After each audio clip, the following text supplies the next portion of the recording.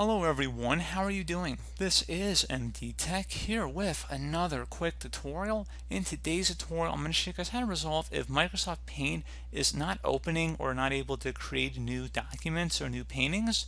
So this should hopefully be a pretty straightforward tutorial, guys. And without further ado, let's go ahead and jump straight into it. So this tutorial will primarily consist of uninstalling and then reinstalling the Paint application. So that should hopefully get us back up and running. So we're going to jump right into it. So first thing we are going to do is open up the start menu, type in CMD. Best result should come back with command prompt. Go ahead and right click on that and select run as administrator. If you receive a user account control prompt, go ahead and select yes. Now I'm going to have two commands in the description video. I want you guys to copy the first one. They both start with DISM, by the way. And you're going to copy the first one. Right click on the top bar of the command prompt once you've copied it to your clipboard. Select edit and then select paste to paste it in. Hit enter on your keyboard. This will uninstall the application. And then I'm going to have a second command we're going to run once this one is finished and it's completed successfully.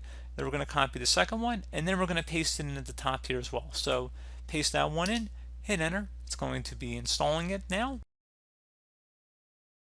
So don't be concerned that the service could not be started as long as it has completed here. And if we open up the start menu and search up Paint, it should be working just fine, just to show you guys that it still works.